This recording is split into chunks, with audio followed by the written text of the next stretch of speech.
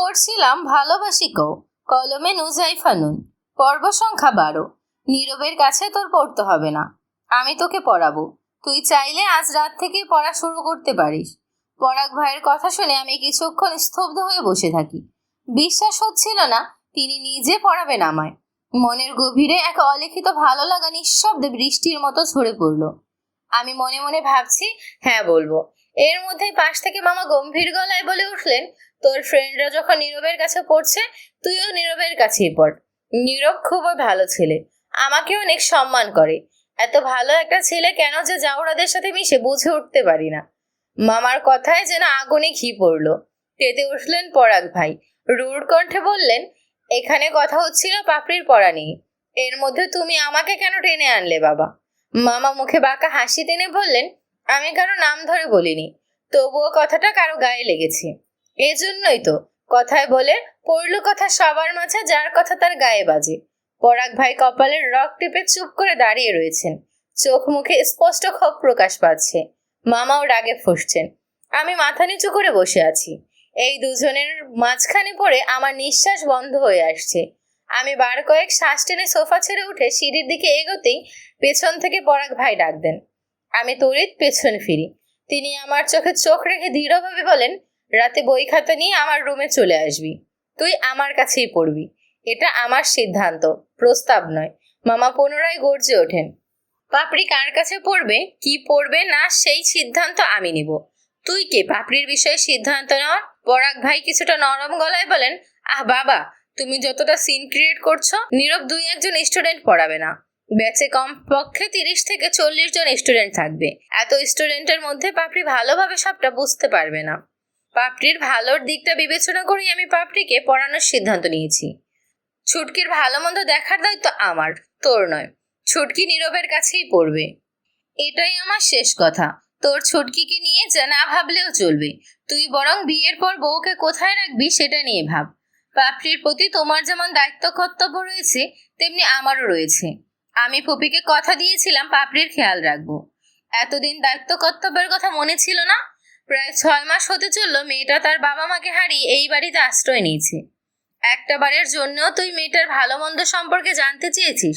মেয়েটা বাঁচলো কি মরলো সে খবর রেখেছিস? রাখিসনি তো। তাহলে এখন হুট করে তোর মধ্যে দায়িত্বের বাতিক নাড়া দিয়েছে কেন? মামা একটু থেমে আবার বলেন, তোর কি মনে হয় 2 অক্ষর পড়ালেই সব দায়িত্ব পালন হয়ে যাবে? এমন দায়িত্ব পালনের দরকার নেই বাবু।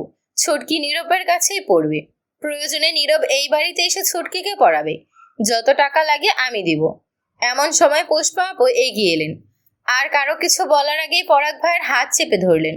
কোনো কথা বলার সুযোগ না দিয়ে তাকে টেনে নিজের রুমে নিয়ে গেলেন। দরজা টেনে দিলেন সজোরে। তারপর ভেজা গলায় বলেন, তুমি যেটা করছো ঠিক করছো না ভাইয়া। পাপড়ির সাথে এটা অন্যায় হচ্ছে। এই পৃথিবীতে মেয়েদের জন্য বাবা মায়ের পরে যদি কেউ সত্যি আপন হয়, সেটা তার স্বামী। স্বামীর অনেক দায়িত্ব, শুধু 2 অক্ষর শেখালেই স্বামীর দায়িত্ব শেষ হয়ে যায় না ভাইয়া।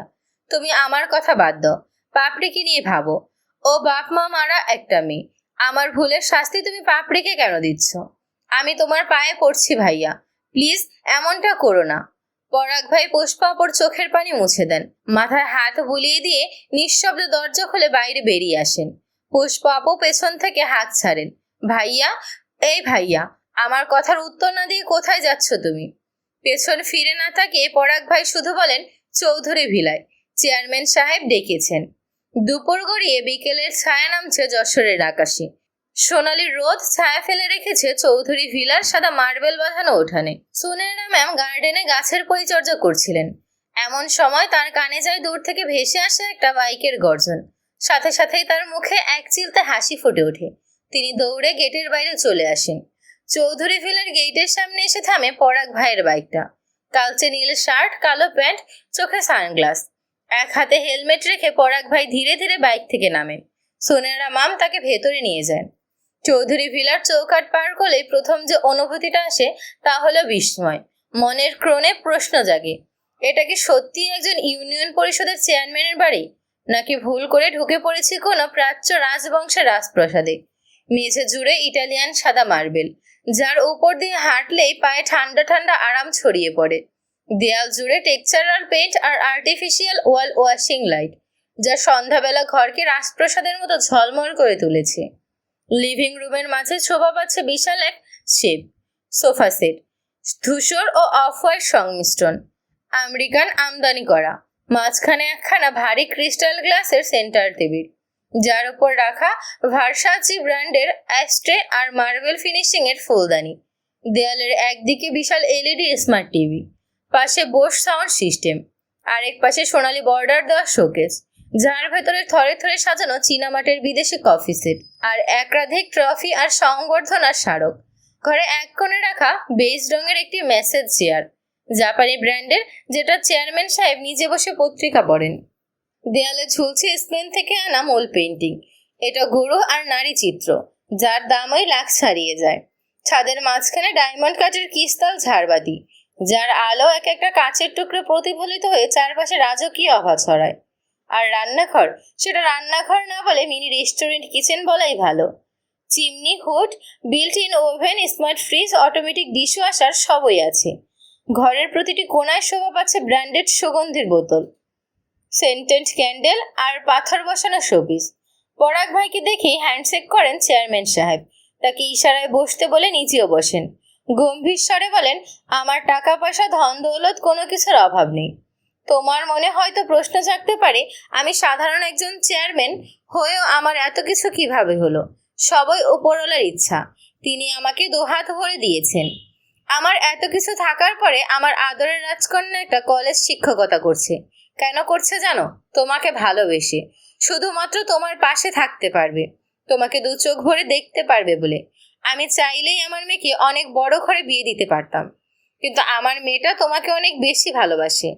আমার কাছে নিজের মান সম্মান থেকেও নিজের মেয়ের সুখ শান্তি বড়। আশা করি তুমি আমার মেয়ের ভালোবাসা আর আমার বিশ্বাসের মর্যাদা রাখবে। আমি চোখ বন্ধ করে তোমার হাতে ওর ভবিষ্যৎ তুলে দিচ্ছি। তুমি চাইলে হয়তো একদিনে ওর হৃদয় ভেঙে দিতে পারো, কিন্তু তুমি যদি চাও এক জীবন জুড়ে ওকে আগলে রাখতে পারো। আমার রাজকন্যার চোখে তুমি একজন রাজপুত্র। তুমি কি পারবে সেই স্বপ্নের দাম দিতে? পরাগ ভাই হ্যাঁ না কিছুই বললেন না। চেয়ারম্যান সাহেব ভাবেন পরাগ ভাই হয়তো লজ্জায় কিছু বলছেন না। পরাগ ভাইয়ের চুপ করে থাকাকেই তিনি সম্মতি বলে মনে করেন। পরাগ ভাই বাড়িতে ফেরেন রাত 9টা নাগাদ। নীরব ভাই তখন ড্রয়িং রুমে বসা। মামা ফোন করে নীরব ভাইকে বাড়িতে ডেকে এনেছেন। নীরব ভাইকে দেখে পরাগ ভাই একটু চমকে ওঠেন, কিন্তু কিছু বলেন না, চুপচাপ দাঁড়িয়ে থাকেন। মামা একবার পরাগ ভাইয়ের দিকে তাকিয়ে নড়ে চড়ে বসেন। নীরব ভাই চায়ের কাপে চুমুক দিয়ে বলেন, আঙ্কেল, হুট করে আমাকে ডেকে পাঠালেন যে? কিছু হয়েছে কি?